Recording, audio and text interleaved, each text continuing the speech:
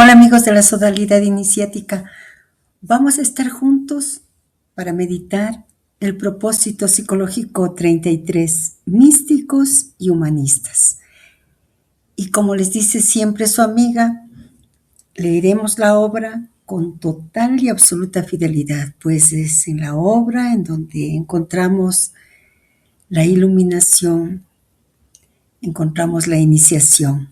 Su amiga lo único que hace es profundizar investigando datos, elementos que nos permitan a nosotros comentar, hacer una lectura de la obra, pero solo son comentarios.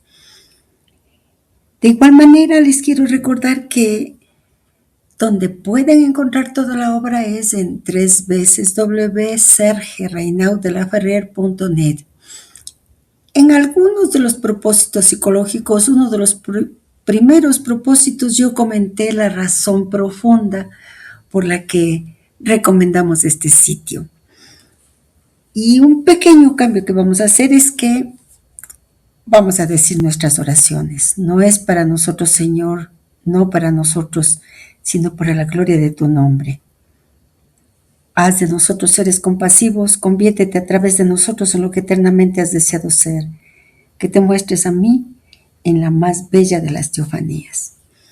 Me ofrezco y consagro a ti, oh Mazda, con el pensamiento puro, con la palabra pura, con la acción pura. Que mi pensamiento sea de Asha, que mi palabra sea de Asha, que mi acción sea de Asha. Escogeré el bien y resistiré al mal.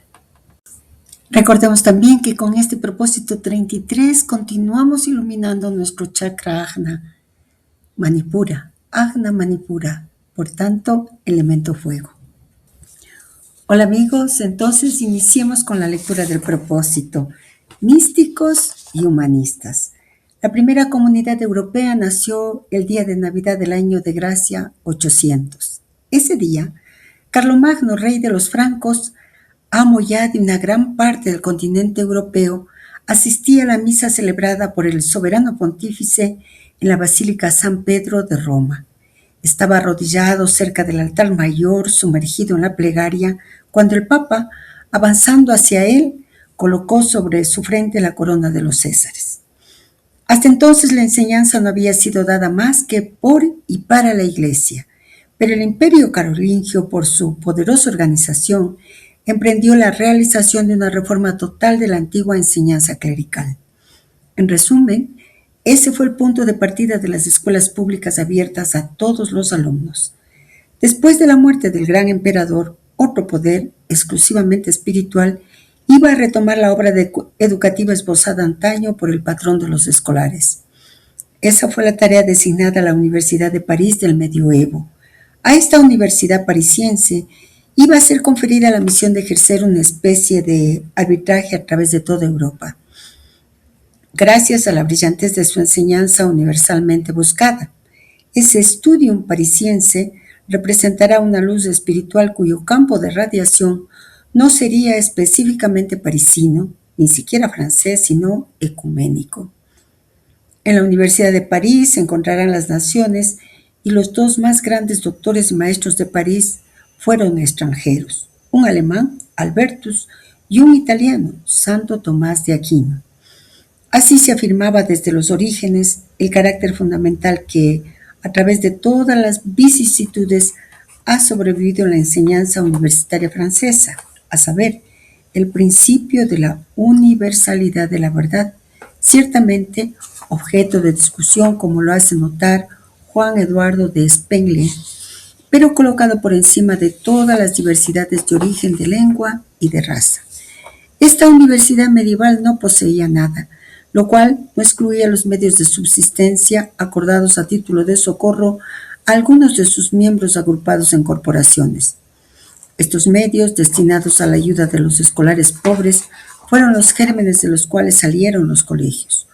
Uno de los primeros, y el más célebre de todos, fue la Sorbona, fundada en 1257 por el maestro teólogo Robert de Sorbonne, capellán y confesor del rey San Luis. Es en uno de estos colegios que fueron a refugiarse en 1496 un joven clérigo llamado Erasmo de Rotterdam, para preparar su bachillerato y en lo posible su doctorado en teología. Habría podido creerse al ver a este estudiante taciturno, adelgazado por los ayunos, quien a fuerza de ingeniosidad había logrado evadirse de su convento, que sería un día el maestro unánimemente venerado por todas las universidades de Europa, que debía llevar en la historia el título por todos reconocido y respetado de padre del humanismo. Había nacido de un adulterio en Rotterdam en 1469. Circunstancia agravante: su padre era un sacerdote, lo que agregaba a la mancha de un nacimiento ilegítimo la maldición de una especie de sacrilegio, engendrado de un acto ilícito y, según se teme, incestuoso y condenado. En estos términos brutales, la Santa Sede formulará más tarde una especie de absolución retrospectiva acordada por Roma para este retoño ilegítimo nacido en condiciones tan indeseables. Huérfano a los 15 años, fue recogido en una escuela capitular, más tarde transferido a un convento, donde se orientó hacia las órdenes monásticas, no porque haya obedecido a una imperiosa vocación religiosa. El claustro representaba para él un refugio donde podría dedicarse en silencio a las cosas del pensamiento, lo cual le permitió ligarse con personalidades bien conectadas, y fue gracias a esas protecciones que logró hacerse inscribir en la Universidad de París. Más tarde, fue repetidor para jóvenes ingleses y alemanes de paso por París. Fueron años de molestia, vecina de la miseria. Él ya tenía 30 años cuando una estancia en Inglaterra, particularmente en la Universidad de Oxford, iba a señalar una vuelta decisiva en su carrera, así como en su círculo de amigos. Fue durante el invierno de 1499 que Erasmo dijo adiós definitivamente a la enseñanza escolástica y que se le reveló por primera vez en su radiante esplendor el humanismo antiguo. Al mismo tiempo que las fuentes primitivas de un cristianismo renovado, se descubrían al joven humanista los esplendores de un mundo antiguo resucitado. El humanismo suscitó desde el inicio un vasto movimiento colectivo que, bajo el nombre de Renacimiento, expuso a la luz del día una sabia exhumación de las obras de la antigüedad greco-romana, generalmente condenadas por la Iglesia y escondidas en los conventos. Partiendo de Italia en los siglos XV y XVI, gracias a la invención de la imprenta, ese movimiento ha ganado toda la alta intelectualidad europea y finalmente ha tomado cuerpo en la personalidad más representativa por su genio de búsqueda y por la extensión de sus altas relaciones en los mundos más variados, a saber, Erasmo de Rotterdam, el bien llamado padre del humanismo. Durante el curso de una noche de insomnio, él tuvo un extraño sueño que contó a sus huéspedes con el único fin de divertirlos. Intituló esta extraña visión, lo cual quiere decir elogio de la locura. Bajo esta aparente burla en boca de un autor tan reputado como sabio y estudioso, se comprende que se oculta una segunda intención inexpresada. Sus primeros escritos, los adagios, los coloquios, el Antibárbaros, Manual del Soldado Cristiano, o también se puede traducir como Manual del Caballero Cristiano, estaban ya en manos de todos y todas las universidades solicitaban sus consejos. Protegido por los más altos prelados y por el mismo Papa, alcanzó a los 50 años, parece ser, el punto culminante de su gloriosa carrera. Desiderius Erasmo había publicado una traducción latina del Nuevo Testamento, donde ponía al desnudo los errores contenidos en el texto de la Vulgata, el único autorizado por la Iglesia romana. Pero, con mucha habilidad, supo eludir el conflicto, dedicando devotamente esta traducción a su santidad el Papa León X, quien aceptó el respetuoso homenaje. De golpe, el autor se encontraba al abrigo de todos aquellos que habrían podido tazar de herejía esta audaz depuración. Pero había riesgo de que el conflicto renaciera en otro terreno y con otro personaje que se colocaba también en el papel de crítico, dedicado a esa misma tarea depuradora, Martín Lutero. 2 años antes de su instalación en Basilea, Suiza, Erasmo había recibido en abril de 1519 una carta redactada en términos muy admirativos que le dirigía un monje de la orden de los agustinos, maestro en teología en la Universidad de Wittenberg, que fue firmada Martín Lutero.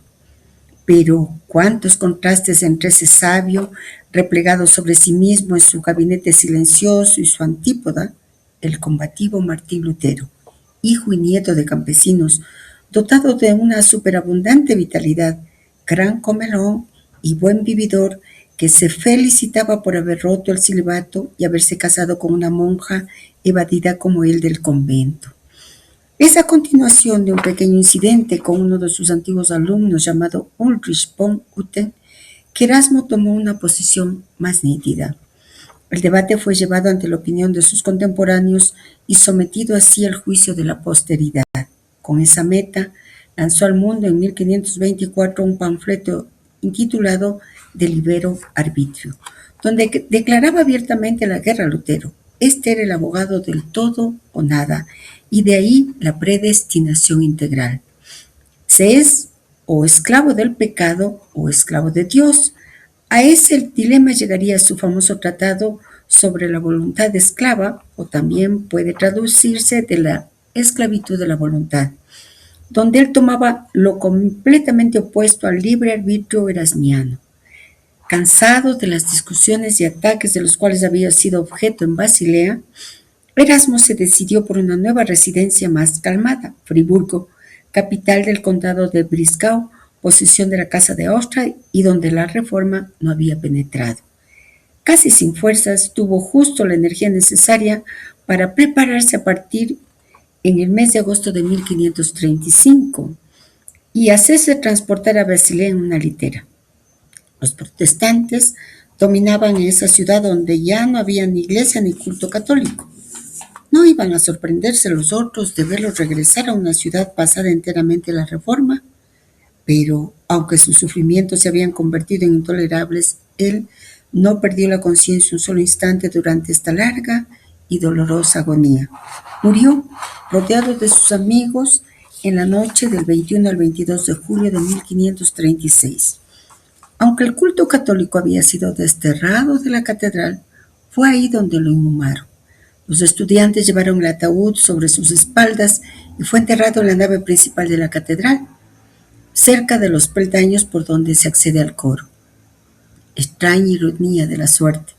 Poco tiempo antes de su muerte había recibido una carta del nuevo papa ofreciéndole el sombrero de cardenal acompañado de las más ricas prebendas. Esta vez él responde orgullosamente con un rechazo categórico a esta distinción. ¿Convendría a un hombre moribundo tomar sobre él cargas que ha rehusado toda su vida? El mismo renacimiento del cual había sido el apóstol, reconocido y respetado universalmente, no marcaba por el contrario una evasión necesaria fuera de esta tiranía exclusiva ejercida hasta ahora por el clero y la teología de la Edad Media. El nombre de Erasmo de Rotterdam estaba indisolublemente ligado a esta grande y saludable emancipación. El maestre nos dirige hacia un texto rico y profundo y que es necesario desmenuzarlo para que alcancemos a comprender y sentir sobre todo su dimensión histórica y espiritual. El nacimiento de la Europa espiritual.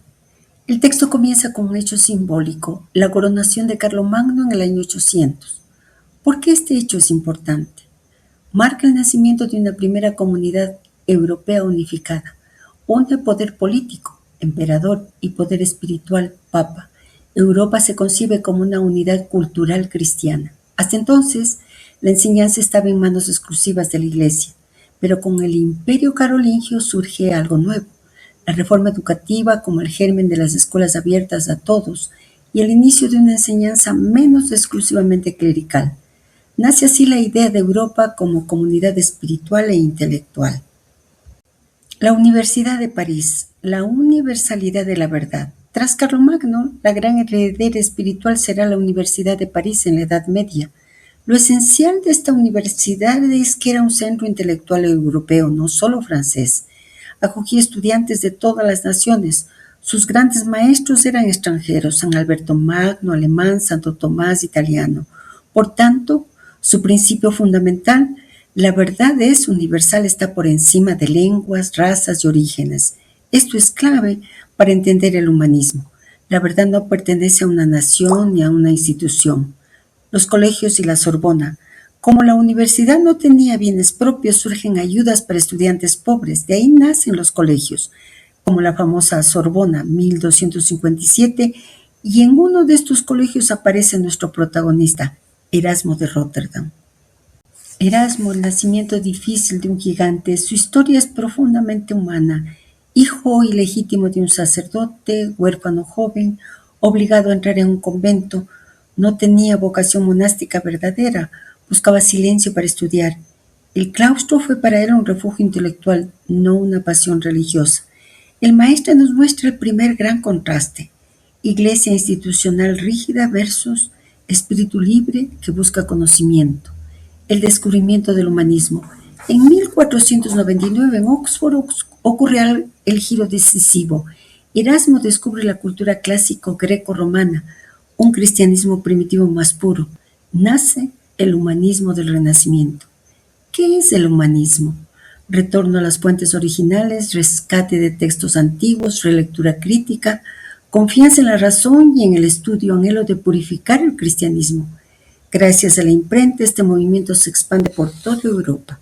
Erasmo se convierte en su figura central, padre del humanismo. Elogio de la locura, la crítica inteligente. Su obra más famosa, Encomium Moriae, Elogio de la locura, bajo tono humorístico critica abusos del clero, critica supersticiones, critica fanatismos, critica la falsa sabiduría. No es una burla superficial, es una crítica profunda disfrazada de ironía. Erasmo no quiere destruir la iglesia, quiere purificarla desde dentro. Erasmo versus Lutero, libre albedrío versus predestinación. El propósito nos muestra uno de los puntos centrales. Erasmo defiende el libre albedrío. Lutero defiende la voluntad esclava. ¿Cuál es la diferencia profunda? Erasmo, el hombre coopera con Dios. Lutero, el hombre está totalmente determinado por Dios.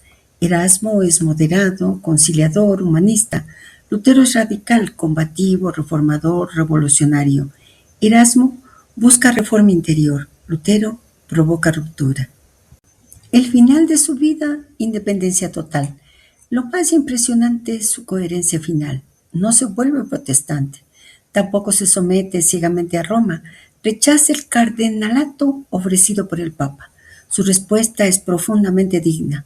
¿No convendría a un hombre moribundo aceptar cargas que ha rehusado toda su vida? Vemos el verdadero espíritu humanista, libertad interior, fidelidad a sí mismo, independencia frente al poder. Un anhelo surge. Podemos leer el propósito 33, místicos y humanistas desde el centro, desde el ojo del corazón, y desde esa mirada comprender esta transición y la figura de Erasmo. ¿Es posible? Recordando el propósito 32, el centro y el grial. El grial representa la memoria ontológica, la sabiduría profunda que nos conecta con nuestro centro interior. Desde el centro vemos con claridad y discernimiento. No nos dejamos arrastrar por fuerzas externas, ni por el ruido de la historia o de la sociedad. Esa mirada nos da perspectiva y libertad interior. Leer el propósito 33 desde el centro. Si dirigimos la mirada desde el centro, podemos visualizar a Erasmo como espejo del centro interior. Él vivió en la tensión entre lo que le imponía la sociedad, convento, iglesia, normas, y su interioridad, su propia luz. Su fuerza no estaba en el poder externo, sino en su integridad y pensamiento centrado.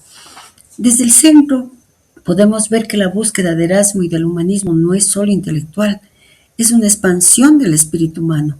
Busca integrar fe, razón y conocimiento desde un punto firme y equilibrado.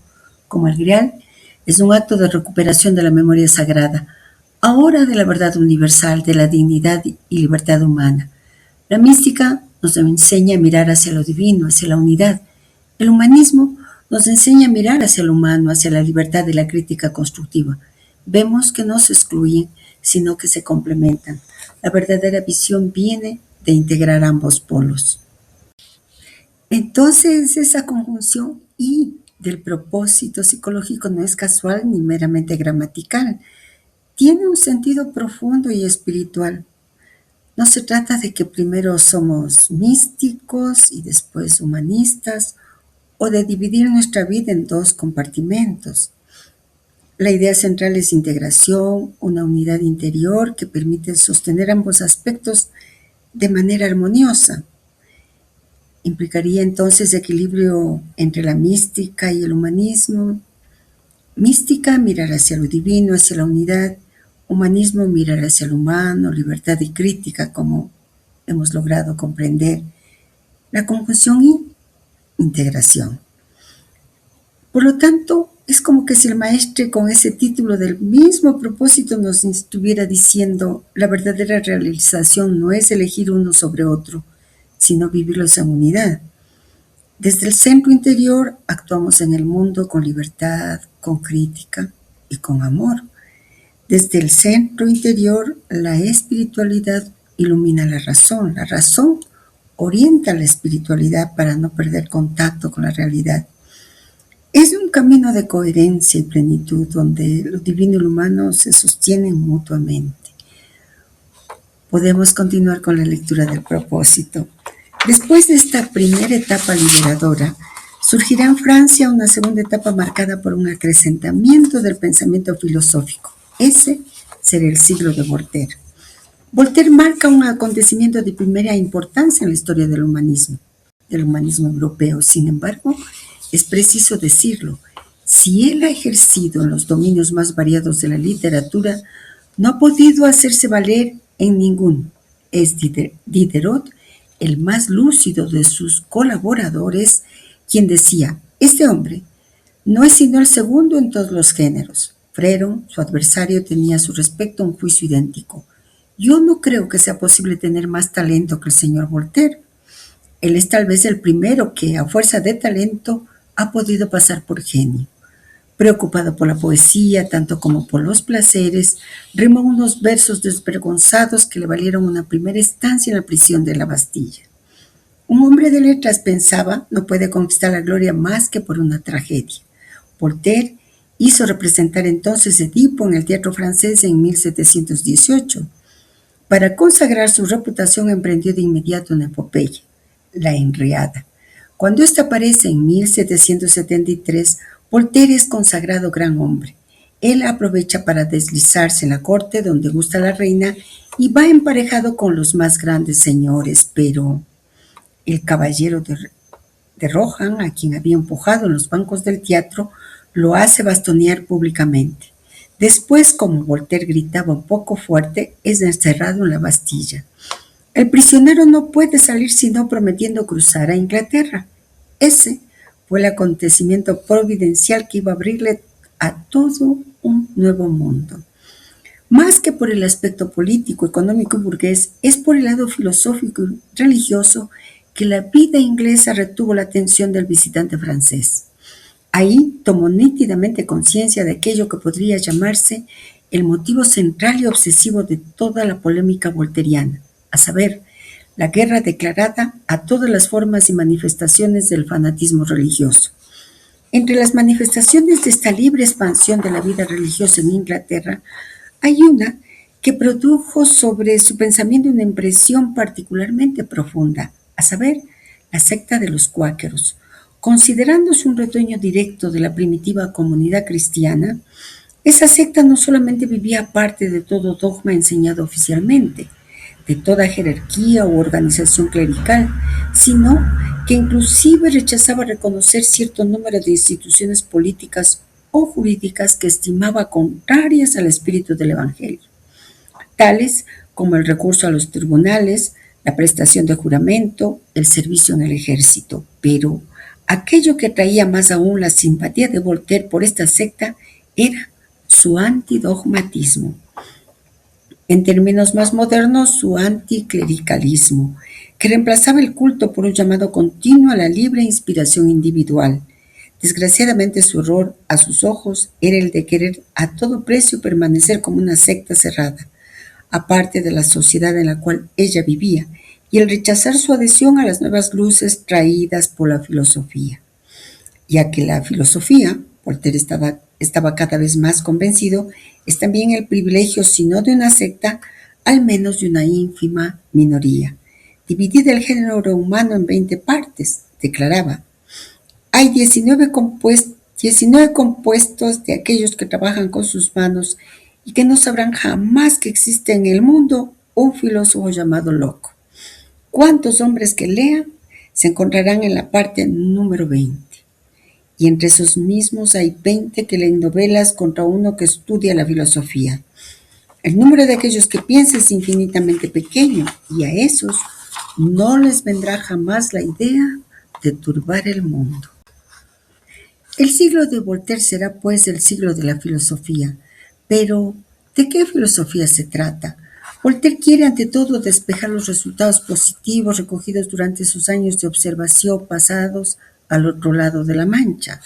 Aquello que sorprende aquí aún es la ventaja tomada por los filósofos y los sabios ingleses sobre sus colegas franceses.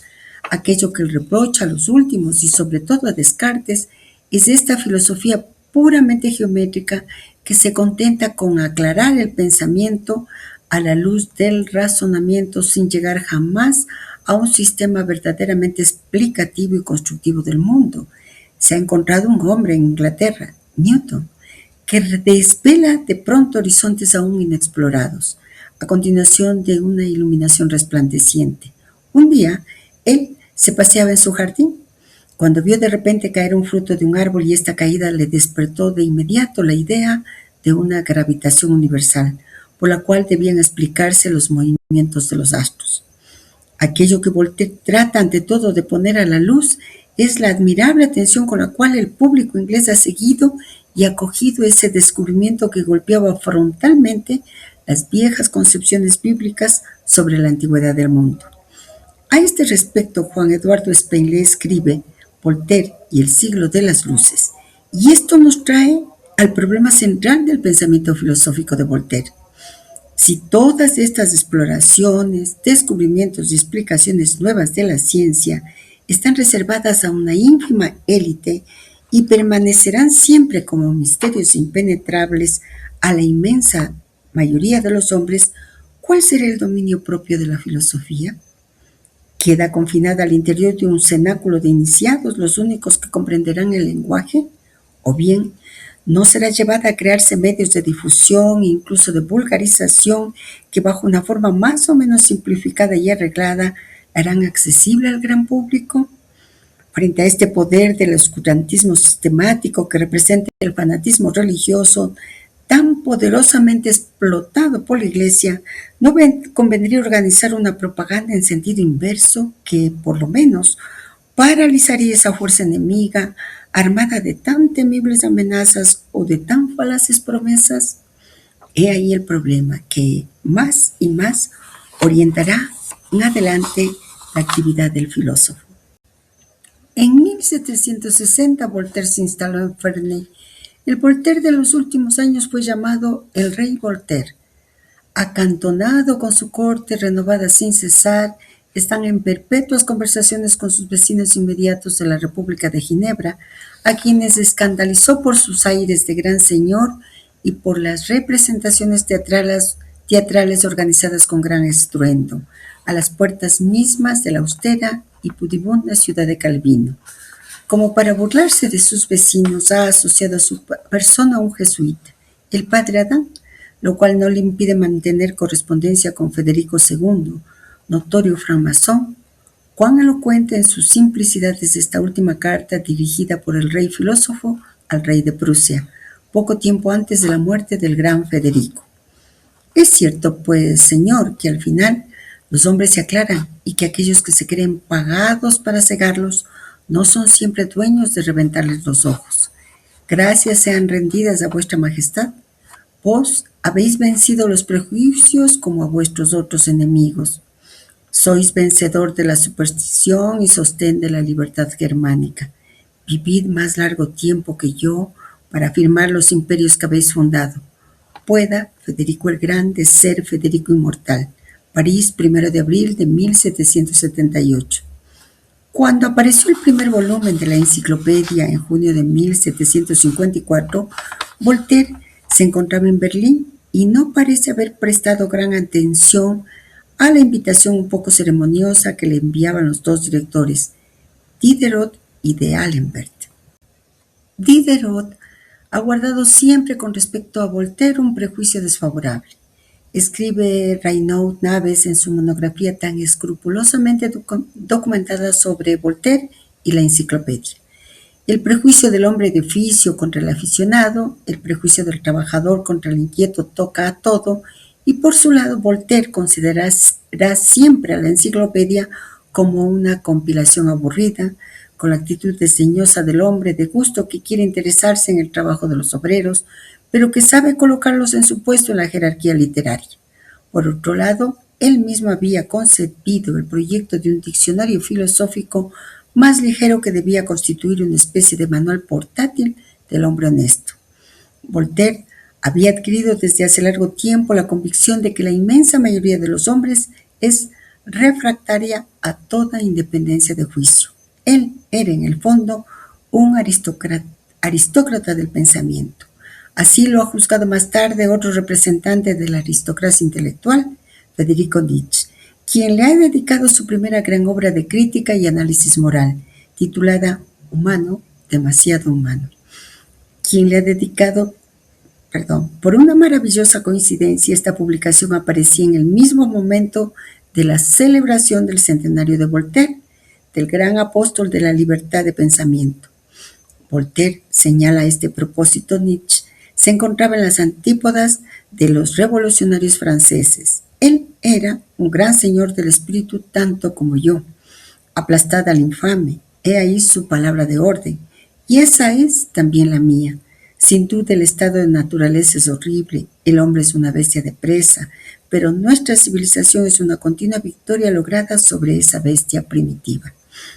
Entramos en otra fase del proceso histórico, del humanismo renacentista de Erasmo al siglo de las luces, Voltaire.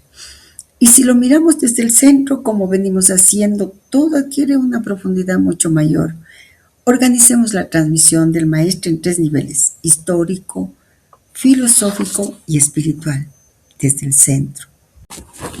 ¿Qué representa Voltaire en esta evolución? Etapas que estamos viendo.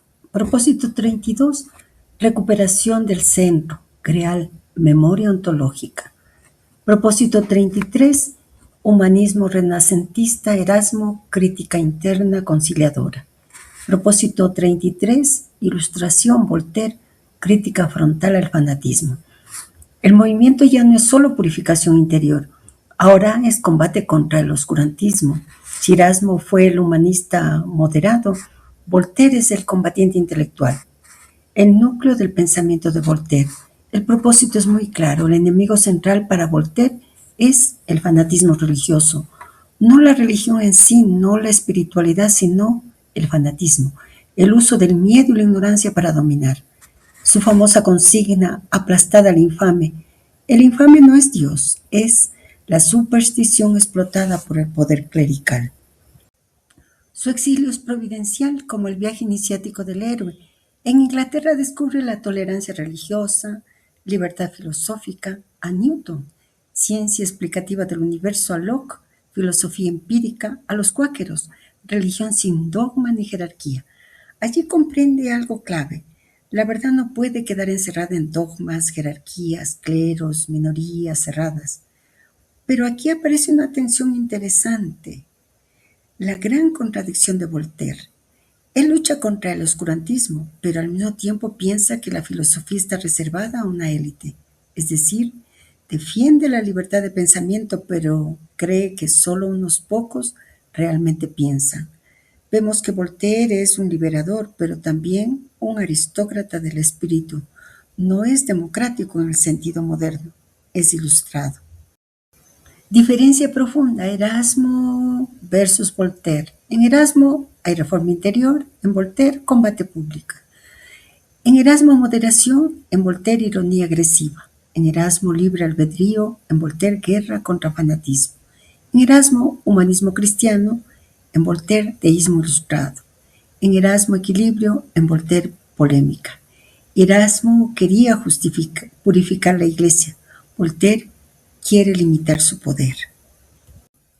Desde fuera del centro, Voltaire puede parecer antirreligioso, sarcástico, orgulloso, intelectualmente elitista.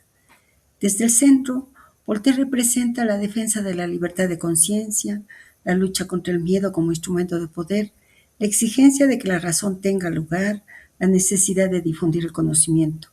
Es el momento en que el humanismo se vuelve activo.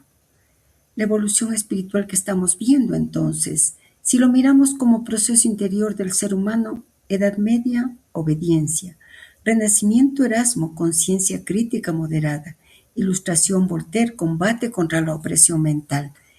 Es como si la conciencia humana estuviera despertando, pensando por sí misma, rompiendo cadenas, pero todavía sin integrar completamente el centro. Voltaire no es místico, es un liberador mental. ¿Dónde está el riesgo? Desde el centro podemos ver algo muy sutil. Cuando se combate el fanatismo se corre el riesgo de crear otro fanatismo, el fanatismo de la razón. Voltaire abre la puerta a la modernidad, pero la modernidad a veces olvida lo sagrado.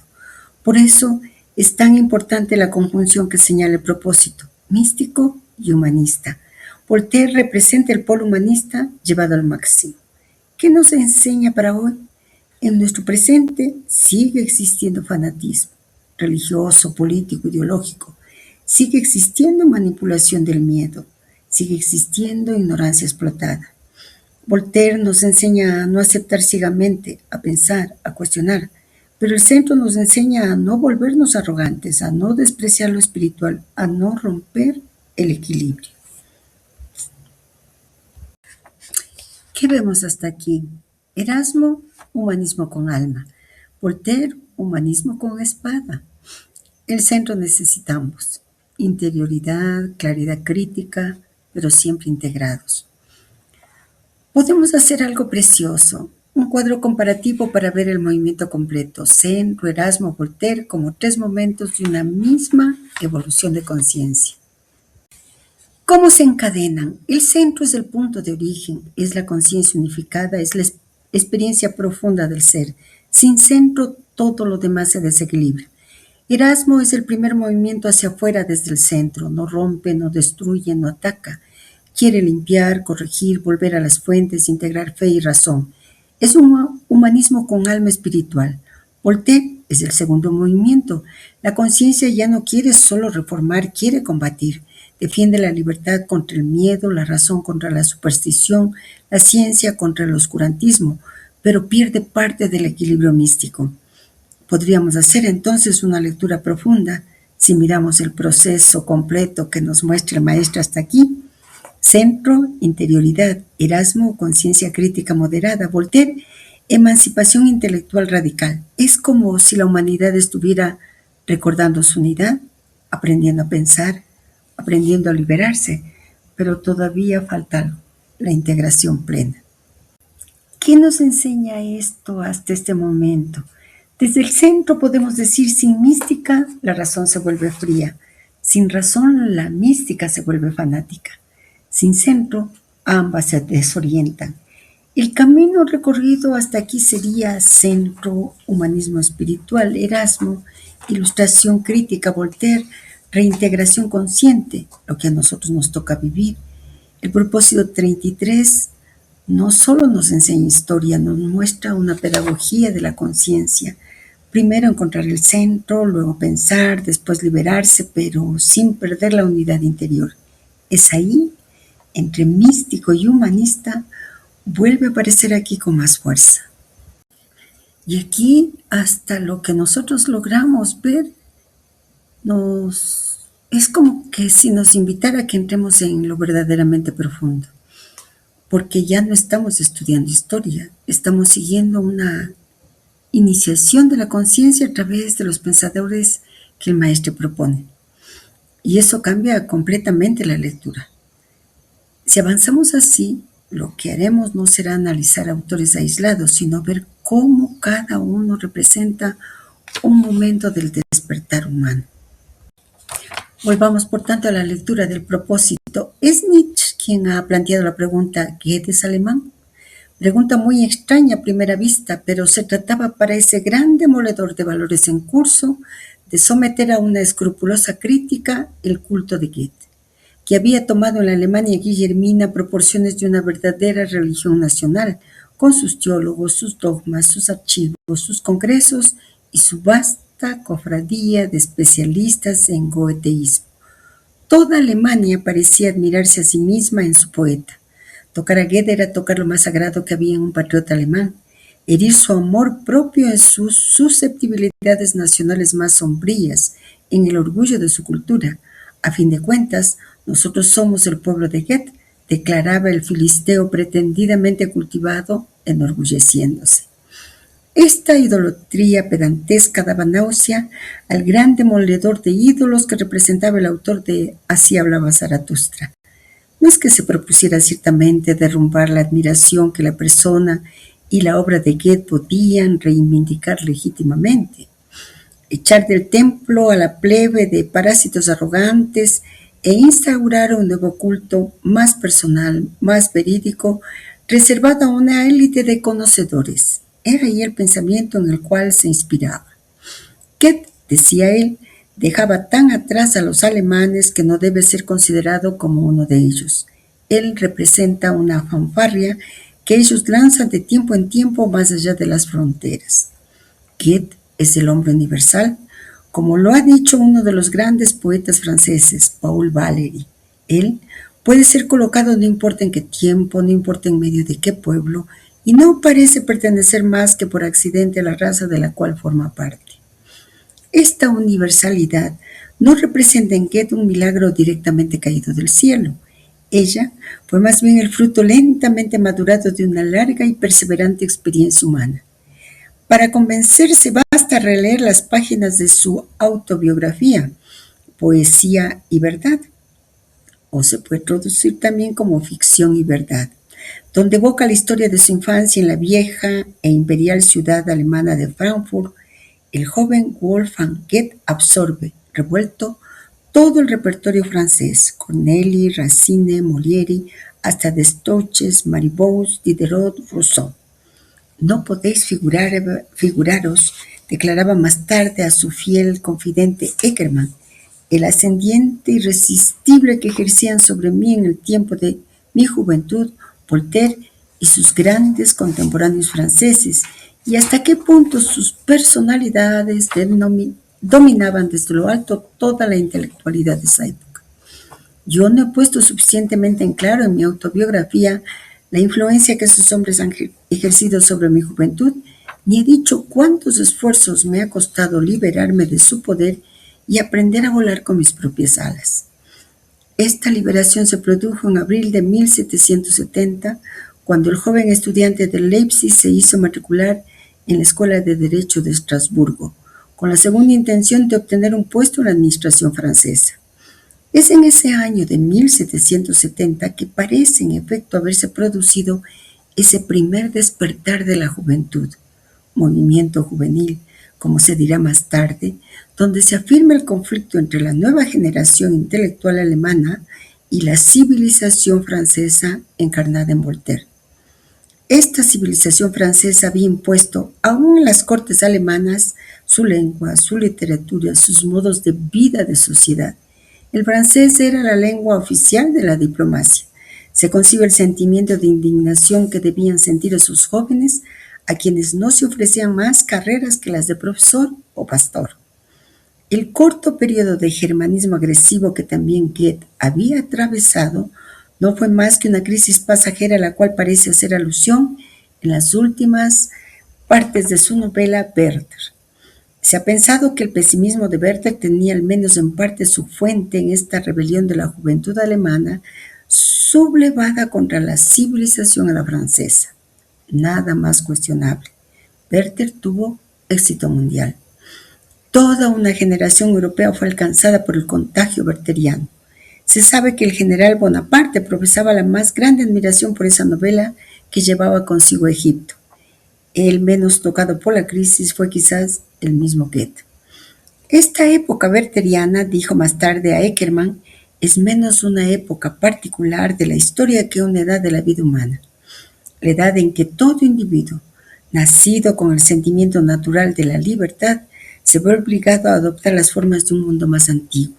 Las trabas que ese mundo pone a su dicha, a su actividad, los rechazos que le impone a sus deseos, son males que no pertenecen a una época particular de la historia, sino que alcanzan a cada individuo.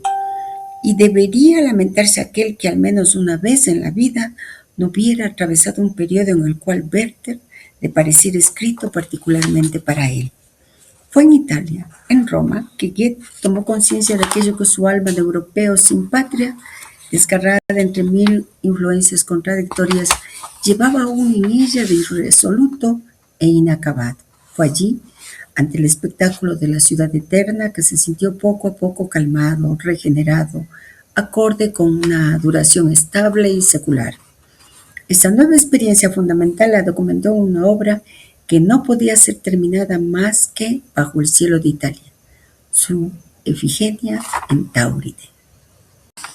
«He aquí un hombre», exclamó Napoleón, viendo entrar en su habitación en Erfurt a ese Goethe que le había sido representado como el más grande poeta de Alemania. A su vez, el poeta había recibido el mismo choque al encontrarse frente a frente con el emperador de los franceses, amo de Europa. Sí, Napoleón era un hombre, lo cual quiere decir que él tenía el privilegio de existir en carne y hueso, como personalidad viviente, llevando en su cerebro una imagen de Europa que no era una pura utopía. Napoleón fue para Goethe el único hombre en el mundo de la política por quien se haya entusiasmado. Así lo confirma Spengley. Aún vencido y proscrito, el prisionero de Santa Elena continuaba representando a sus ojos una personalidad providencial comparable a aquella que él mismo había realizado en el orden cultural.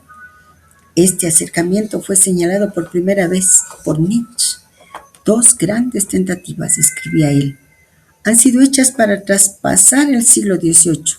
La primera tomó cuerpo en Napoleón, que ha resucitado las virtudes del soldado en el hombre, y la guerra de gran estallido, la lucha por el poder concibiendo a Europa como unidad política.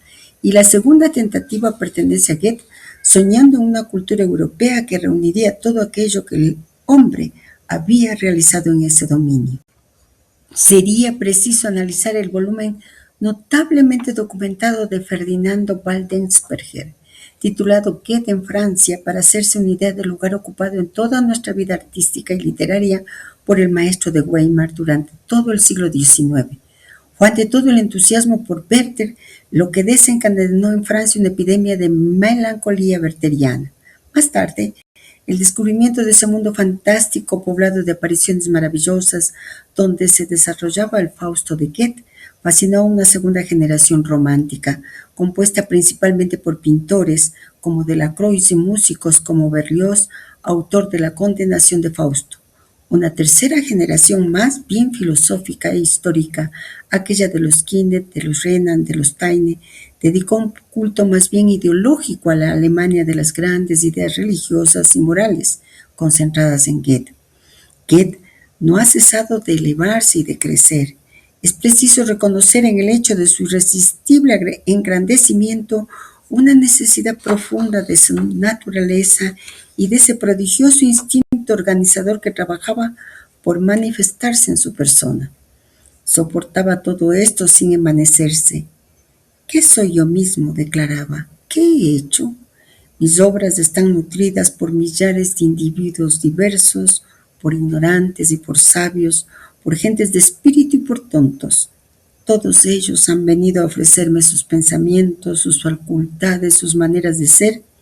Yo he recogido a menudo la siega que otros habían sembrado. Mi obra es la de un ser colectivo que lleva el nombre de Goethe». Ahora estamos frente a una figura completamente distinta. Si Voltaire era la razón combativa, Goethe es la integración viviente. El recorrido del maestro se vuelve todavía más sutil. Vamos a leerlo en profundidad como venimos haciendo: histórico, conciencia, centro. ¿Qué representa Goethe históricamente? Goethe no es un polemista como Voltaire, no es un reformador religioso como Erasmo, no es un revolucionario político como Napoleón. Es algo diferente, el hombre universal. No pertenece solo a Alemania, no pertenece solo a su época, no pertenece solo a una corriente. Absorbe la cultura francesa, el espíritu alemán, el mundo clásico, Italia, ciencia, poesía, filosofía y política, y no se queda fragmentado, integra. Nietzsche y la pregunta provocadora, ¿Goethe es alemán? La pregunta no es de nacionalidades, es ontológica. Nietzsche quiere romper el culto superficial, no quiere destruir a Goethe, quiere rescatarlo de la idolatría patriótica. Goethe no es solo un ídolo nacional, es una conciencia universal. Movimiento interior de Goethe. Observemos el proceso. Juventud influida por Francia, Voltaire. Crisis de identidad alemana, rebelión juvenil, Werther. Crisis existencial, viaje a Italia, serenidad, integración, Ifigenia, Fausto, universalidad consciente. Esto no es casual, es un proceso iniciático. Werther, la crisis del yo moderno. Werther no es solo una novela romántica, es el drama del individuo moderno que siente libertad interior, pero choca con el mundo antiguo, no encuentra armonía, se desgarra. Goethe mismo dice algo clave. Esa crisis no es histórica, es una edad del alma humana. Cada individuo pasa por su Werther. Italia, el momento de reconciliación. Ocurre algo decisivo en Roma. Goethe encuentra forma, medida, duración, equilibrio. Ya no es el joven desgarrado, ya no es el rebelde romántico, se vuelve clásico, se vuelve armónico. Napoleón y Goethe, dos intentos de superar el siglo XVIII. Nietzsche dice algo bellísimo. Napoleón, unidad política de Europa. Goethe, unidad cultural de Europa. Uno por el poder, el otro por la cultura. Uno por la espada, el otro por la forma. Ambos intentan superar la fragmentación. Goethe desde el centro, y aquí está lo esencial para nosotros. Si el recorrido era centro, Erasmus, Voltaire, con Goethe aparece algo nuevo. Goethe es el primer intento serio de reintegración. No combate, no polemiza, no idolatra la razón, no idolatra la nación, integra. Es místico sin ser religioso, es humanista sin ser agresivo, es científico sin ser materialista, es poeta sin ser sentimentalista. La frase más reveladora, mi obra es la de un ser colectivo que lleva el nombre de Goethe. Y esto es profundamente iniciático. El verdadero creador no se atribuye todo, no se cree absoluto, reconoce que es síntesis de muchos. Así vuelve a aparecer el centro. Evolución completa hasta ahora. Goethe es el primer hombre moderno que no está fragmentado. ¿Qué representa para nosotros? En nuestro presente, muchos seres humanos estamos en la etapa de Voltaire, crítica, en la etapa de Werther, desgarramiento, en la etapa de idolatría nacional o ideológica. Goethe representa otra cosa, la posibilidad de ser universal sin perder identidad, la posibilidad de integrar ciencia, arte y espíritu, la posibilidad de superar la crisis sin destruir. Es el humanismo reconciliado. Si Voltaire era la razón con espada y Goethe es la conciencia con armonía. Y aquí el camino del maestro empieza a mostrar algo más grande. La humanidad no debe quedarse en la crítica, debe llegar a la integración, porque eso es llegar al centro.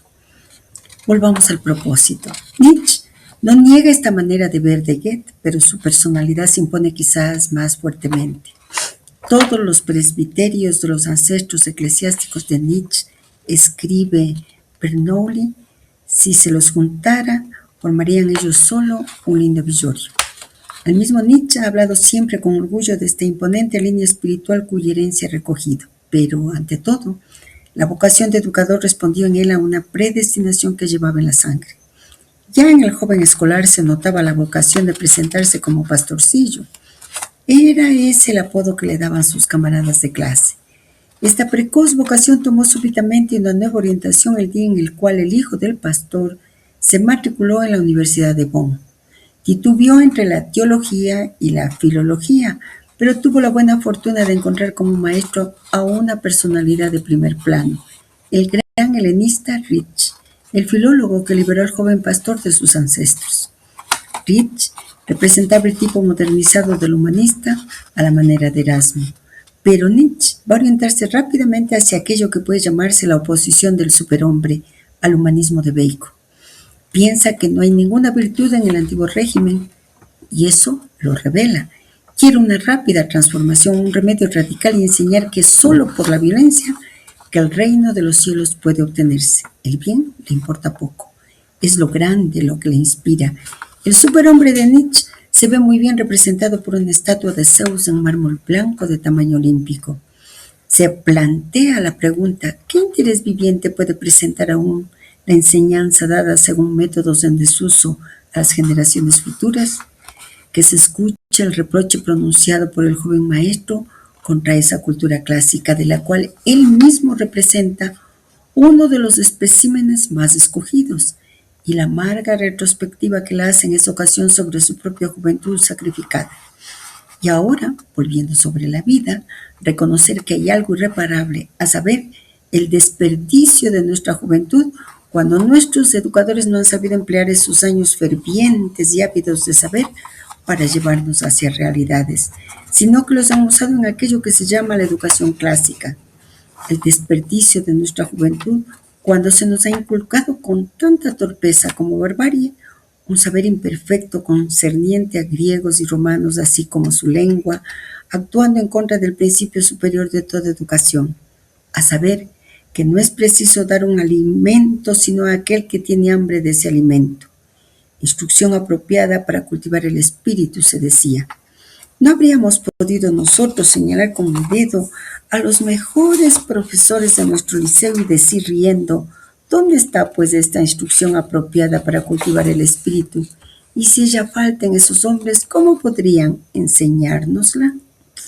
Esta polémica emprendida contra la cultura clásica de su tiempo no era más que el prólogo de otra, aún mucho más penetrante, que Nietzsche iba a emprender contra ese fetichismo al cual ha dado el nombre de historicismo o de enfermedad histórica. Es decir, esta hipertrofia de la memoria, del almacenamiento del pasado, de la erudición rebuscada y amasada como un fin en sí misma y que trae el riesgo de paralizar toda actividad renovadora y creadora. Saber hacer productivo aquello que se ha asimilado. He ahí el secreto de la verdadera cultura. Y el gran filósofo de nacimiento eslavo Teutón, de cultura helénica, concluye con estas palabras: celebrar el porvenir y no el pasado, inventar el mito del porvenir, he ahí lo que importa. ¿Cómo consentiría yo vivir si no viese anticipadamente el porvenir? Pensamiento fundamental, es preciso tomar por norma el porvenir y no buscar detrás de sí las reglas de nuestra acción. La grandeza heroica, he ahí la única meta a la que aspiran los precursores. Comprendamos bien que no se trata aquí de una doctrina todo consumada, de un sistema educativo preconcebido, sino de una personalidad, de una voluntad que ha vivido el problema, que medita a veces en las condiciones más desfavorables. La enfermedad es también una educadora que proyecta a veces sobre la vida las luces más reveladoras. Ved a Pascal, ese Pascal por quien Nietzsche siente una simpatía particular y de quien decía: Pascal, yo no lo leo, yo lo amo. No hay error más pernicioso para la historia de las ideas religiosas o morales que el de haber descuidado el plantear ese problema previo de los valores, en tanto que ellos expresan síntomas de vida ascendente o de vida descendente. Partiendo de este criterio estrictamente biológico, Nietzsche distingue tres tipos o tres razas morales en la humanidad. Es de Spengler, Nietzsche, educador y profeta, de quien tomaremos aún las definiciones de estas categorías. El tipo decadente. Las religiones y las filosofías pesimistas expresan la actitud fundamental de este tipo, cuyos juicios de valor se inspiran en un resentimiento más o menos claramente afirmado con respecto al mundo y a la vida.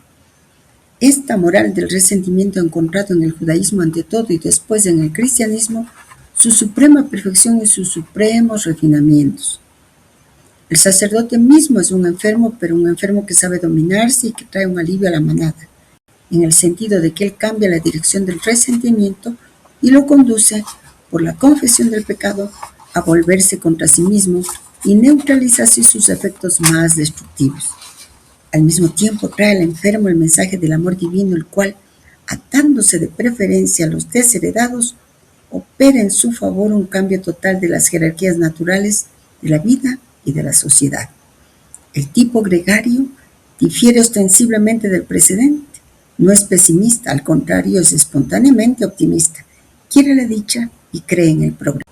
Su instinto de conservación busca ante todo la seguridad en la manada.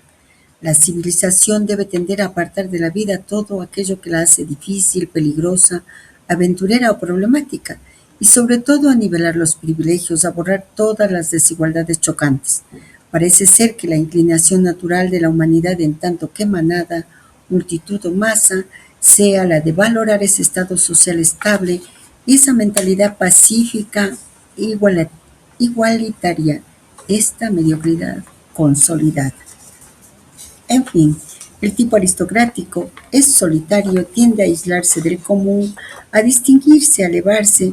Sus virtudes proceden de un incremento de la actividad creadora, de poder o de una voluntad dominante y conquistadora. Sus juicios de valor expresan una voluntad de poder dispuesta a aceptar los riesgos, los peligros, los sacrificios para conocer las alegrías triunfantes de la creación, de la conquista o del mando.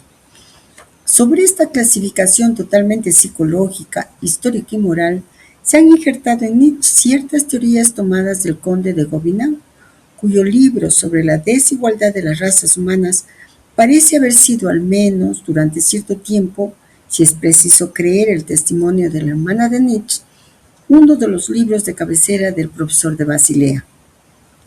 Es posiblemente de Gobineau, que Nietzsche ha tomado la idea de que toda civilización reposa sobre la cohabitación de dos razas.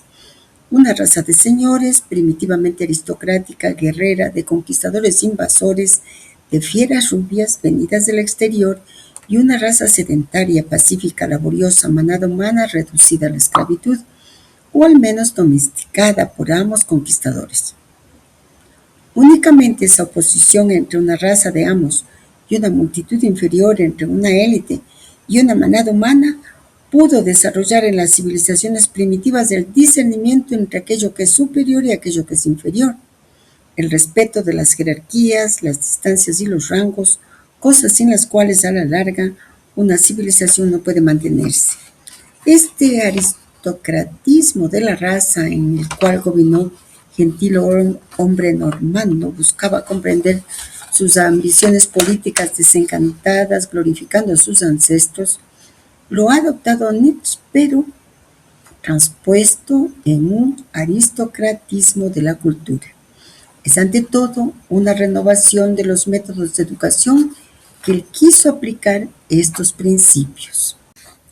Es importante establecer aquí previamente una separación radical entre aquello que se llama comúnmente la instrucción y aquello que de modo exclusivo amerita el nombre de educación. La instrucción se refiere a la simple transmisión de una enseñanza dada a la juventud por el maestro. ¿Por qué lazo?, se pregunta Nietzsche. El estudiante está ligado a la enseñanza que recibe en la universidad y responde por la oreja. El profesor enseña un cierto número de orejas que escuchan. Sucede también que el profesor dicte su curso y al menos la mitad de las orejas y manos se ponen a garrapatear notas. Y ahí cómo funciona desde tiempo inmemorial el aparato escolar. El único modo de selección es el examen, es decir, un interrogatorio al cual el candidato trae una respuesta, oral o escrita, generalmente extraída de las compilaciones y notas tomadas bajo dictado. Toda la edad juvenil se pasa en preparar exámenes que se refieren a una infinidad de materias, salvo a la única cosa esencial, aquella que permitiría prever si el examinado es capaz de querer y si está a la altura de prometer. El estudiante termina sus estudios sin haber experimentado jamás la menor curiosidad a propósito de este problema esencial que se refiere, sin embargo, al valor profundo de la personalidad. La educación pretende, al contrario, cultivar, es decir, formar al ser viviente. Es esencialmente un adiestramiento que se traduce por actitudes de respeto, hábitos de compostura, delicadezas de tacto.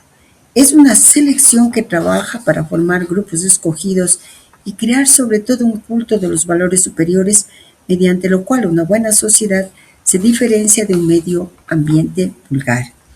Esos valores superiores están fuera de discusión y caerían infaliblemente en descrédito si aparecieran como el resultado de un cálculo o de un razonamiento.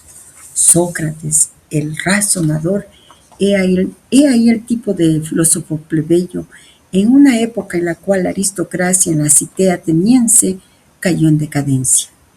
Se trata, pues, ante todo, leemos en Más allá del bien y del mal, de instituir modas audaces, acompañadas de grandes riesgos. Aquello que planea sin cesar delante de mis ojos es la visión de esos jefes del porvenir y del ambiente que sería preciso crear para apresurar su llegada, así como los métodos y las pruebas que convendría instituir para obligarlos a rendir plenamente. En fin, se trataría de operar una total inversión de los valores, a fin de que surjan de semejante entrenamiento con un carácter pasado por la forja, dispuestos a aceptar todas las responsabilidades. La disciplina que formaría semejantes jefes, el temor de que ellos no puedan responder a este llamado, he ahí, amigos míos, mis sombrías y graves preocupaciones. Una de las grandes desilusiones de Nietzsche había sido ver la cultura alemana caer en la política, o peor aún, someterse a ella. Y es por ello por lo que invariablemente fiel a su educación helénica y a la imagen del hombre que aquella había despertado en él, huyó de Alemania obedeciendo el llamado mediterráneo y encontró en el mediodía, bajo un nuevo cielo, una patria nueva, una nueva salud y sobre todo una nueva imagen del hombre encarnada en un tipo del porvenir que finalmente bautizó con el nombre de buen europeo. Este buen europeo o este tipo de europeo del mañana, como lo llama aún, no lo definió conforme a un tipo ya realizado. Lo considera como un tipo del porvenir o más bien como un problema infinitamente delicado y complejo, producto tardío del encuentro de las condiciones de vida más favorables, tipo no internacional sino suprainternacional, lo que da otro tono de la cuestión, ya que aquí el carácter nacional no está borrado o renegado, sino que está transpuesto sobre un plano más vasto, un espacio más amplio. En fin, estos buenos europeos del mañana que Nietzsche soñaba reunir un día es el problema puesto en evidencia desde hace largo tiempo, a saber, los ciudadanos del mundo a los cuales los grandes filósofos de Grecia hacían ya alusión. El mismo Séneca incluyó en su filosofía la cuestión ciudadano del mundo, pero parece ser simplemente algo literario. Lo que el maestro nos transmite nos lleva a un paso más profundo todavía. Ya no solo leemos, discernimos la arquitectura interior del pensamiento y eso es muy del centro. Recordemos, venimos del gran propósito 32, de ese centro recuperado. Luego Goethe como figura de universalidad madura y ahora Nietzsche como tensión crítica, como fuego que prueba el metal.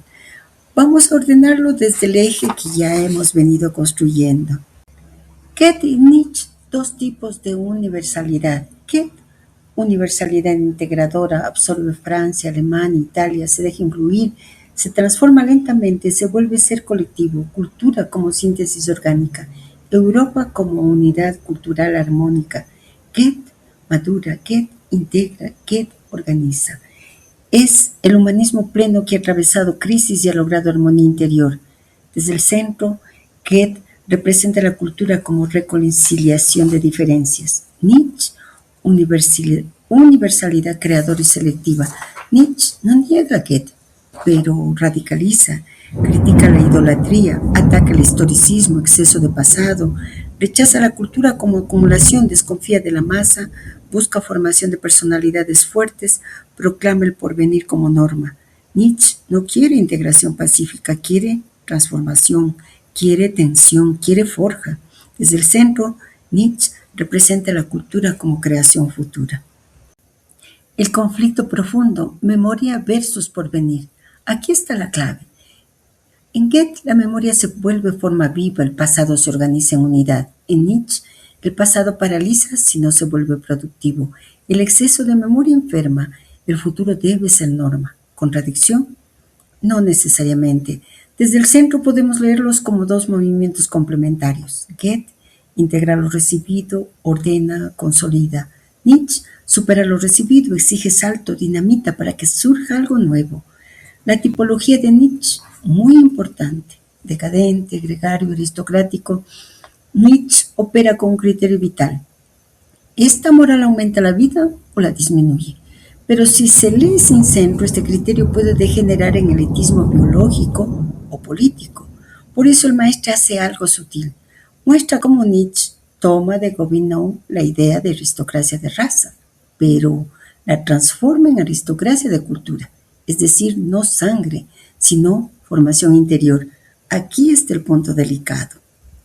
Educación, instrucción versus formación. Este es un núcleo precioso. Instrucción, transmisión de datos. Educación, formación del carácter. Nietzsche no critica el saber muerto y nos dice algo enorme. El examen no prueba si el hombre sabe querer. Esto es fundamental, pues desde el centro la pregunta no es ¿qué sabes?, sino ¿qué tipo de ser estás formando? El buen europeo. Este concepto es hermoso. No es internacionalismo plano, no es negación de lo nacional, es transposición. Es alguien que supera el nacionalismo estrecho, integra culturas, piensa Europa como una unidad espiritual, pero no borra las diferencias. No vemos cómo vuelve a aparecer Goethe aquí. Nietzsche termina soñando algo que Goethe ya había encarnado. ¿Cómo leer esto desde el Graal? Nosotros venimos del centro, entonces la lectura cambia desde el centro. Goethe, maduración armónica. Nietzsche, fuerza selectiva creadora. Uno sin el otro se deforma. Solo Goethe, riesgo de museo cultural. Solo Nietzsche, riesgo de violencia desmedida. Unidos interiormente, memoria viva, futuro creador, formación de personalidad, universalidad no ideológica sino interior.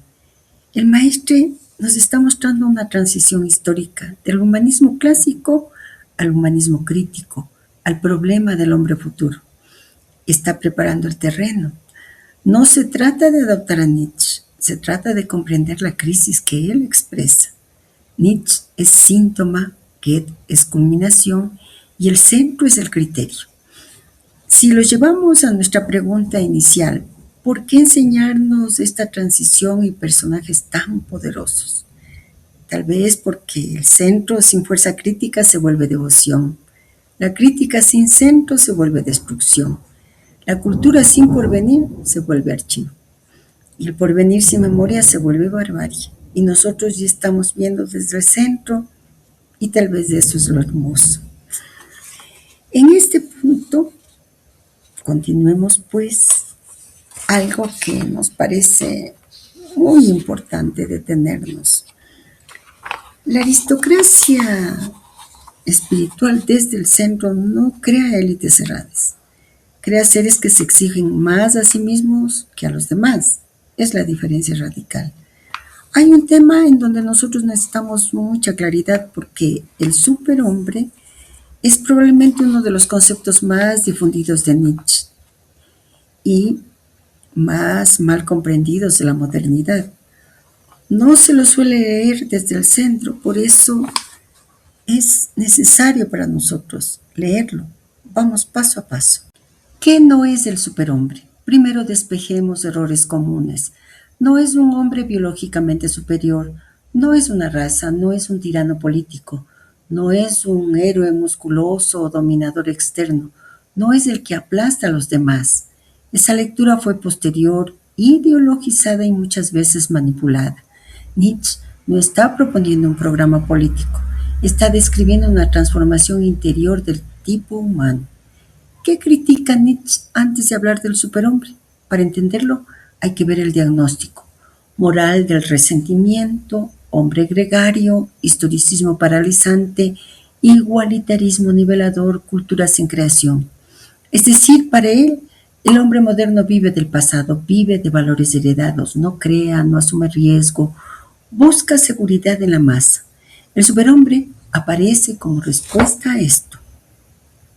Entonces, ¿qué es el superhombre? En Así habló Zaratustra aparece como el hombre que crea valores, no recibe valores, no hereda valores, no obedece valores, los crea. Es un hombre que ha superado la moral del resentimiento, la necesidad de aprobación, el miedo al riesgo, la dependencia de la manada. Es un hombre que dice sí a la vida. El problema, sin centro, esto se puede leer como voluntad de poder sin límite, autonomía sin responsabilidad, autoafirmación narcisista, ruptura con toda tradición y allí se deforma, porque Nietzsche elimina el eje ontológico. No hay centro trascendente, no hay referencia superior, solo voluntad creadora y ahí está el riesgo.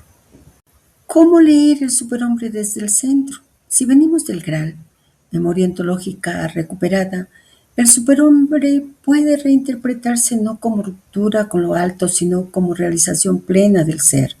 Desde el centro, el superhombre sería el hombre que ha integrado su sombra, que no actúa por resentimiento, que no necesita la aprobación de la masa, que crea desde la conciencia, que asume responsabilidad por sus actos, que vive en verticalidad interior. En vez de yo me impongo, sería yo realizo en mí lo más alto posible. El superhombre como tránsito. Hay algo muy profundo. Nietzsche no describe un tipo ya realizado, habla de un puente. El hombre es algo que debe ser superado. Es tránsito, es tensión, es transformación. Desde el centro esto se puede leer como el hombre psicológico hacia el hombre consciente, el hombre reactivo hacia el hombre creador, el hombre condicionado hacia el hombre libre interiormente. Pero la libertad aquí no es capricho, es alineación con lo más alto. Diferencia crucial. En Nietzsche puro, voluntad de poder crea valores. Desde el centro, conciencia despierta, realiza valores. En uno, la fuerza crea la medida. En el otro, la conciencia reconoce la medida y la encarna. Es un matiz enorme. ¿Por qué el maestro introduce a Nietzsche? Porque Nietzsche expresa una crisis real, la caída de valores tradicionales sin sustitución viva. Si no se pasa por esa crisis, la recuperación del centro sería ingenua. Nietzsche obliga a atravesar el desierto. Goethe muestra la armonía. El centro da el eje. ¿Qué nos lleva a meditar el maestro? Superhombre sin centro, riesgo de desmesura. Centro sin fuerza creadora, riesgo de devoción pasiva. Superhombre leído desde el centro no es el que domina a otros, es el que se domina a sí mismo. No es el que impone valores, es el que encarna valores superiores sin resentimiento. No es el que desprecia la masa, es el que no depende de ella. No es ruptura con lo alto, es realización consciente de lo alto. ¿Puede ser el superhombre entendido como el hombre que ha recuperado plenamente el centro y vive desde él con fuerza creadora? Si lo es, entonces deja de ser una figura agresiva y se convierte en una figura luminosa. Volvamos a la lectura del propósito. Es preciso presentar ahora a Karl Spitteler, nacido en Suiza el 24 de abril de 1845 en una pequeña localidad del cantón de Valle, en Illestal, donde su padre ocupaba modestas funciones administrativas. El hijo del escribano Spitteler fue enviado a hacer sus estudios en una escuela profesional de Valle, Basilea, y más tarde al Instituto Pedagógico adscrito a la universidad, donde el joven estudiante siguió particularmente los cursos del gran historiador de la civilización, Jacobo Burckhardt. En realidad, el joven Spitteler había nacido dibujante y pintor antes que poeta. Sin embargo, la epopeya le parecía la solución providencial donde se conciliaban en una obra única y bien ordenada todas esas aptitudes diversas que aisladamente corrían el riesgo de contradecirse y excluirse mutuamente. Hombre autoritario, Spitteler padre no podía tolerar un programa de estudios literarios tan fantasioso y decidió orientar a su hijo hacia los cursos de derecho para encaminarlo hacia una carrera positiva. El conflicto entre el padre y el hijo terminó por revestir tal gravedad que un día el joven estudiante desertó del domicilio paterno. Amigos de la infancia recogieron al fugitivo en Lucerna, donde al fin encontró empleo. Luego de algunos meses de independencia, el hijo pródigo se resignó a volver al hogar familiar que decidió prepararlo para la carrera pastoral. pero era una vocación que estuvo a punto de terminar mal. Una sola vez el futuro pastor subió al púlpito y esta única experiencia fue seguida de una evasión, esta vez irrevocable. El fugitivo aceptó las funciones de preceptor en la familia de un general ruso en San Petersburgo, donde supo hacer apreciar sus múltiples talentos a la vez de músico, dibujante, jinete deportivo y hombre de mundo, asimilando sucesivamente 3 lenguas: el ruso, el sueco y el finlandés.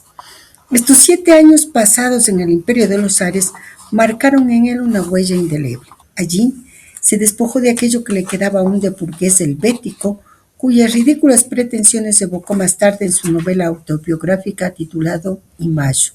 A su regreso a Suiza en 1880, publicó esta obra extraña que Jean-Edouard Spengler se pregunta si es preciso llamar un libro o una Biblia, que durante más de 10 años había sido su sueño despierto, cuyas figuras formaban de alguna manera partes separadas de él mismo. Su primer poema en prosa se tituló Prometeo y Epimeteo, libro único en su género y sin precedente en la literatura. Una nueva nota había sido encontrada: el secreto de este estilo bíblico, apocalíptico y profético del que, algunos años más tarde, Nietzsche, uno de los primeros lectores de Prometeo, se apoderaría a su vez en su Zaratustra. Como un ardiente breviario de la vida interior, así es preciso leer el Prometeo de Spitteler. Prometeo y Epimeteo nos trae el documento más personal de la vida de Spitteler, la ardiente profesión de fe de su juventud y también el testamento religioso de sus últimos años. Pero es en la primavera olímpica, en una evocación casi escultural, que uno encuentra el más dichoso florecimiento de su visión de artista. A partir de entonces, calma y serena. Entre estas dos obras hay todo un abismo que separa la edad madura de la juventud. El torrente se disciplinó, se calmó, se asentó, y quizás hay un poder más real en la fuerza tranquila y límpida de hoy que en el impetuoso impulso y la turbulencia de antaño. Estamos entrando en una figura muy fina. Spitteler no es tan conocido como Goethe o Nietzsche, pero en el propósito cumple una función clave en la arquitectura interior del recorrido. Vamos a ordenarlo desde el eje que venimos trabajando. ¿Por qué aparece Spitteler después de Nietzsche? Observemos la secuencia. Goethe, integración armónica. Nietzsche, crisis, ruptura, tensión creadora. Spitteler, interiorización poética y reconciliación simbólica. Es como si el movimiento fuera humanismo maduro, crisis radical, transfiguración simbólica. Spitteler ya no es filósofo sistemático, es visionario, es poeta épico, es creador de mito, y eso no es casual. El conflicto biográfico, muy importante. Padre autoritario, vocación artística reprimida, ruptura, huida, exilio, transformación en Rusia. Esto no es anecdótico. Spitteler vive en su biografía lo que Nietzsche vivió intelectualmente: ruptura con lo heredado, crisis de identidad, búsqueda de forma propia. Pero hay una diferencia. Nietzsche rompe violentamente. Spitteler transfigura poéticamente.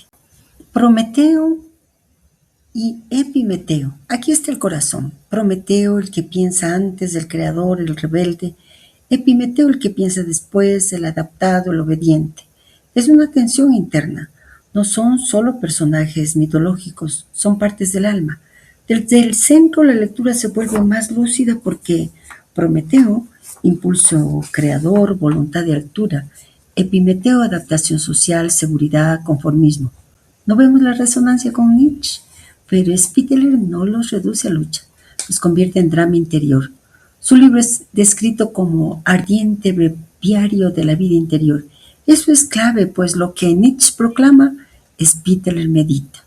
Influencia sobre Nietzsche. Se dice que Nietzsche fue uno de los primeros lectores de Prometeo, y el estilo profético apocalíptico de Spitteler anticipa el tono de Zaratustra.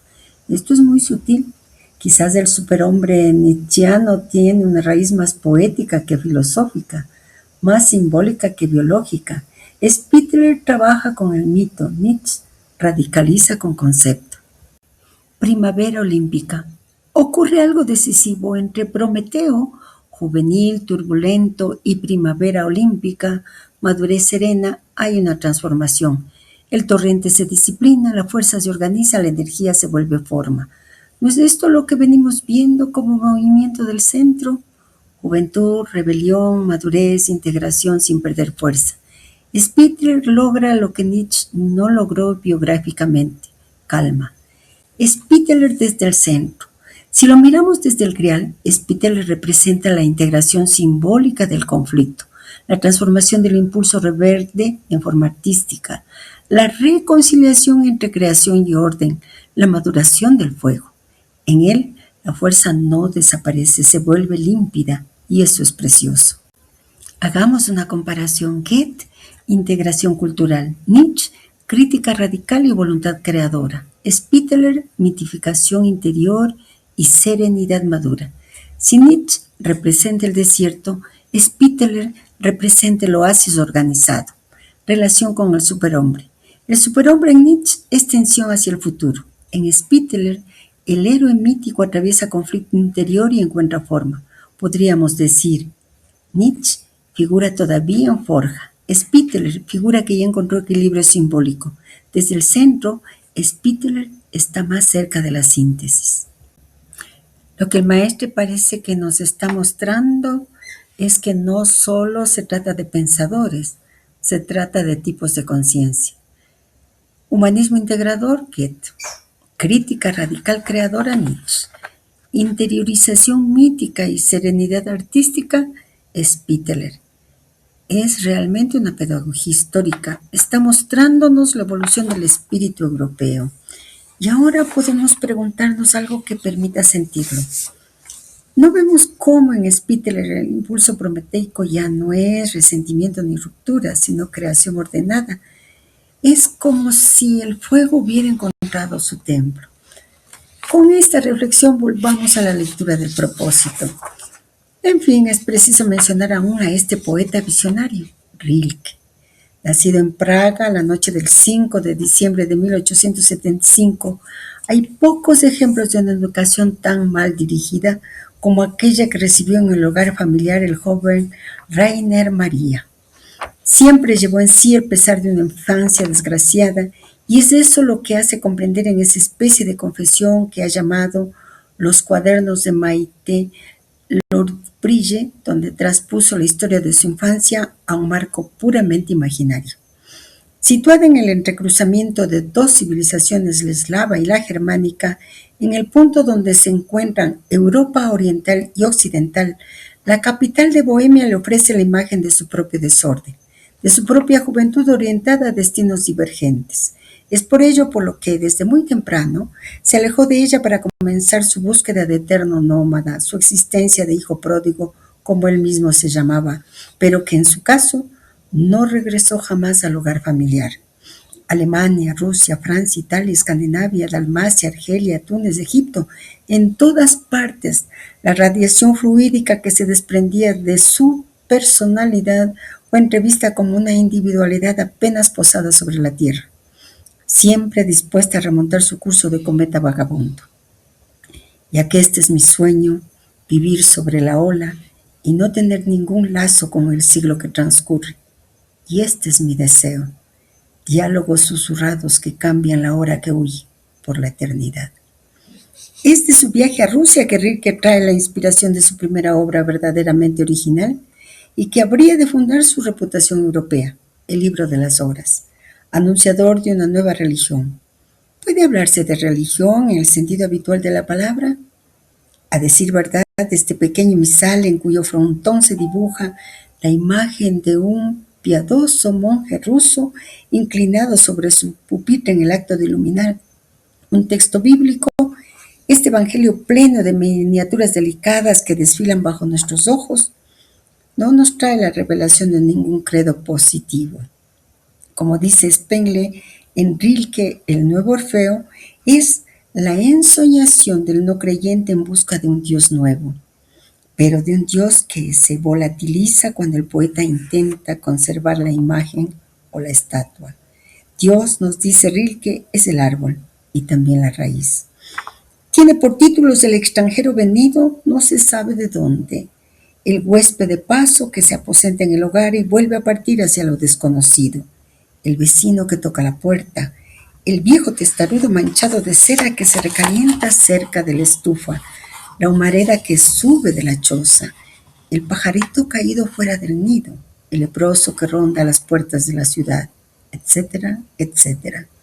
En suma, para Rilke, como para Nietzsche, Dios ha muerto, pero se trata de crearlo de nuevo, o más bien, se encuentra en eterno devenir y se manifiesta por una incesante metamorfosis. Tú eres el tesoro escondido en la noche que nuestras manos desentierran, ya que toda la magnificencia contemplada por nuestros ojos no es más que indigencia y lamentable contrechura frente a la belleza que duerme en ti todavía increada. En el libro de las horas, 3 motivos orientan sucesivamente la búsqueda del Dios desconocido.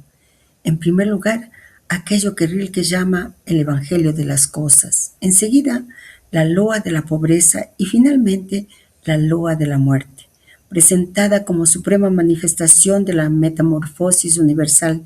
Es esa última loa la que debe retener particularmente la atención, ya que toca la experiencia más central y más paradójicamente original de Rilke. Se ha dicho que Rilke es el gran poeta de la muerte. Tenía el sentimiento de llevarla en él desde su nacimiento y era el objeto de su meditación más constante, a la vez su angustia y su alegría. Por otra parte, no se sabe si su constante vida errante era con la expectativa de huir de la muerte que temía, o al contrario, la secreta esperanza de encontrarlo tal como la deseaba y amaba. Dios mío, permite a cada uno morir de su propia muerte, y haz que ella venga a él desde lo profundo de su vida, donde él haya puesto su corazón y su deseo secreto, ya que no somos más que la corteza y la hoja, pero ella, la gran muerte, vive en nuestro centro y madura tal como el fruto, donde todo debe finalizar. Durante el curso de su viaje a Suiza, adquirió, gracias a la generosidad de uno de sus amigos, una extraña morada, según se decía, poblada de fantasmas, que se convirtió en el supremo refugio del eterno vagabundo. En este castillo de Musó terminó Rilke las elegías comenzadas en Duino 10 años antes. Es ahí también donde fueron compuestas en algunos días las famosas sonetos a Orfeo, su intangible e insuperable testamento poético. Todo ha pasado como una borrasca indescriptible, describía la princesa de Turnet Taxis, en una verdadera tempestad del espíritu. Todas las fibras de mi ser estaban tensas casi a reventar. Yo no sé qué poder de arriba me tuvo en suspenso. Una sola cosa importaba, que aquello fuera y aquello es, así sea. Con Rilke entramos en una región todavía más interior y sus poemas han sido publicados, por lo tanto, esta amiga suya les recomienda leerlos, son maravillosos. Si Goethe organiza, si Nietzsche rompe, si Spitteler mitifica, Rilke interioriza radicalmente. Aquí el movimiento que estamos siguiendo ya no es cultural ni filosófico, es existencial. Vayamos paso a paso. La posición de Rilke en la secuencia. Observemos la progresión que el maestro va dibujando. Goethe, humanismo integrador. Nietzsche, crisis y voluntad creadora. Spitteler, mito interior y serenidad madura. Rilke, experiencia interior de lo invisible. Con Rilke ya no estamos en la estructura del hombre, estamos en el misterio del ser. La infancia mal dirigida. El dato biográfico es importante. Rilke no tuvo centro estable, educación orientadora, raíz firme. Desde niño vive el desarraigo. Praga misma, cruce entre civilización eslava y germánica, es imagen de un alma dividida. Pero en vez de volverse resentimiento como podría haber sido, eso se vuelve búsqueda. Aquí ya hay una diferencia con Nietzsche. El eterno nómada. Rilke no regresa, no funda escuela, no crea sistema, no polemiza, es cometa, es tránsito, es huésped. Esto es profundamente simbólico porque su búsqueda no es política ni cultural, es ontológica. El libro de las horas. Tocamos algo hermosamente delicado. No es religión tradicional, no es credo, no es dogma, es búsqueda del Dios que huye. Dios árbol, raíz, huésped, vecino, mareda, pajarillo, leproso. Dios no es figura fija, es presencia metamórfica. Rilke coincide con Nietzsche en algo. El viejo Dios ha muerto, pero difiere radicalmente en la respuesta. Nietzsche, el hombre crea valores. Rilke, el hombre busca una nueva epifanía del misterio. Uno reemplaza, el otro contempla. El evangelio de las cosas. Esto es bellísimo. Para Rilke las cosas no son objetos, son umbrales. Una jarra, un árbol, un pájaro, una piedra. Todo puede volverse transparencia de lo invisible. Desde el centro esto es fundamental porque aquí no hay voluntad de poder, hay escucha. La loa de la muerte. Encontramos el núcleo más profundo. Rilke no ve la muerte como negación, lo ve como culminación interior. Ella, la gran muerte, vive en nuestro centro y madura tal como el fruto. Esto es extraordinario. La muerte no viene de fuera, no es accidente, es proceso interno, maduración. Si Nietzsche proclama el superhombre, Rilke proclama la muerte propia. Permite a cada uno morir de su propia muerte. Es decir, no morir como masa, no morir por accidente, no morir inconsciente, morir desde la interioridad cumplida. Esto está muy cerca del centro. Las elegías y los sonetos a Orfeo. En Musot ocurre algo casi místico, tempestad del espíritu. Aquí ya no es voluntad, es inspiración que desciende, Nietzsche fuerza, Rilke recibe, Spitteler organiza. Rilke se deja atravesar, es otra actitud ante lo invisible. Comparación, Goethe, cultura universal, Nietzsche, creación de valores, Spitteler, mito interior ordenado, Rilke, metamorfosis del ser. Nietzsche mira hacia el futuro, Rilke mira hacia lo invisible. Nietzsche quiere superar al hombre, Rilke quiere profundizar al hombre. Si lo leemos desde el Graal, Rilke está más cerca del centro que Nietzsche, porque no afirma la voluntad, no exalta la fuerza, no busca dominar, no rompe por resentimiento, busca transparencia. En Rilke Dios no es doctrina, es presencia en devenir. En Rilke la muerte no es negación, es culminación. En Rilke la vida no es afirmación violenta, es transformación. Y algo muy delicado, no vemos cómo el movimiento del PP va afinándose. De la cultura a la crisis, al mito, al misterio. Es como si el maestro estuviera llevando la conciencia desde lo exterior hacia la cada vez más presencia interior. Y con nosotros está ocurriendo lo mismo. Y este movimiento, amigos, de la sodalidad, recuerda lo que vimos en el propósito 1, Erich Neumann, el discípulo de Jung. Él nos transmitió que ese movimiento arquetípico de la humanidad se vive en cada uno de nosotros. En este propósito es como si el maestro lo mostrara con la historia. Erasmo podríamos verlo como la ruptura del héroe con la gran madre, la terrible madre que sería representada por la iglesia y así sucesivamente. Cuando vemos ese movimiento no como del hombre europeo, sino como el movimiento de la humanidad, vemos el desarrollo de la conciencia. Y si nos mostraron la ruptura de Occidente con el Grial en el propósito 32, podríamos decir que también se muestra el camino paso a paso para volver al centro.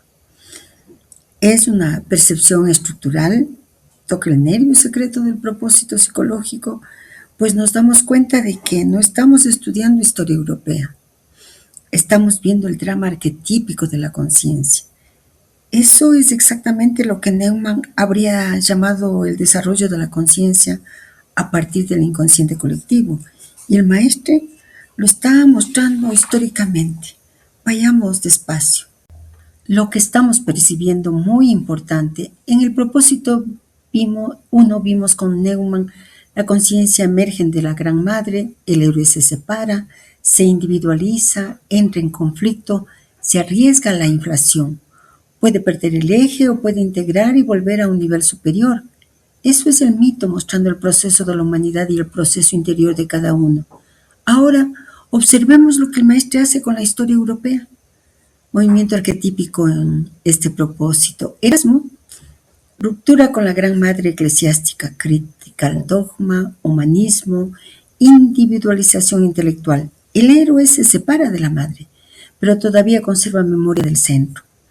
Ilustración y racionalismo, autonomía creciente, la conciencia se afirma, la razón se absolutiza, se debilita el símbolo, se pierde el real, comienza la inflación. ¿Qué? Intento de integración, universalidad, síntesis cultural, orden orgánico, es el héroe que intenta armonizar sin destruir, pero el eje ontológico ya no está explícito. Nietzsche, crisis radical, Dios ha muerto, ruptura total, voluntad creadora, superhombre, el héroe lucha contra el vacío. Es la fase más peligrosa, puede surgir grandeza o desmesura. Es el momento en que el héroe puede volverse tirano. Spitteler, reaparición del mito, Prometeo interior, drama simbólico, orden poético, la psique comienza a reorganizarse. Rilke, interiorización del misterio, Dios metamórfico, muerte como maduración, lo invisible en lo visible. Aquí el símbolo vuelve, pero ya no como institución, vuelve como experiencia interior. Y ahora lo decisivo. Hemos dicho algo esencial. No es el movimiento del hombre europeo, es el movimiento de la humanidad. Exactamente. Europa fue el laboratorio histórico, pero el proceso es arquetípico. Separación del centro, inflación de la conciencia, pérdida del símbolo, crisis, búsqueda, interiorización, posible reintegración. Eso es Neumann, eso es Jung y eso es el Grial. La ruptura con el Grial. En los propósitos anteriores vimos, Occidente rompe con el Grial, pierde el centro, se queda con la forma sin esencia, luego con la razón sin símbolo, luego con la voluntad sin trascendencia. Eso es exactamente el proceso arquetípico. El héroe mata al dragón, pero luego puede olvidar el tesoro. ¿Qué nos está mostrando el maestro? No está haciendo nostalgia medieval, no está defendiendo Europa, no está proponiendo restauración institucional. Está mostrando el camino de retorno, pero no de retorno infantil, no de regreso a la madre, retorno consciente, es decir, separación necesaria, crisis inevitable, inflación peligrosa, desierto interior, reaparición del símbolo, reencuentro del centro, el viaje del héroe completo. Todo esto es lo que está pasando en este propósito psicológico. Y si vamos más profundo nos damos cuenta de que el movimiento no es lineal, es espiral. Que hay una separación, una crisis, una profundización, una reintegración. Y lo estamos leyendo no como historia, sino como proceso de la humanidad y obviamente como proceso interior. Y tal vez eso es ver desde el centro. Y aquí algo muy delicado, el retorno al centro no es volver a la Gran Madre. Debemos recordar la enseñanza de Neumann. Es integrar conciencia diferenciada, crítica, libertad, creación, símbolo, trascendencia, sin perder lo ganado. Ese es el verdadero Grial, el Grial recuperado. Lo que estamos sintiendo no es solo comprensión intelectual, sinceramente. Es un reconocimiento interior de un proceso que también nos atraviesa. Y eso es probablemente lo más hermoso de este recorrido. Vamos a dejar nuestra meditación aquí para pensarlo, para rumiarlo, para saborearlo, porque es un encuentro maravilloso. Y vamos a volver dentro de poco, porque como me enseñó mi gurú cuando ya hace casi 2 años o más, aprendí a manejarlo y a elaborar los videos, a elaborar los banners y todo lo demás. Decía que no fuera de mucho tiempo y es mejor hacerle caso porque sí he comprobado que después es difícil que se procese. Hasta pronto, amigos.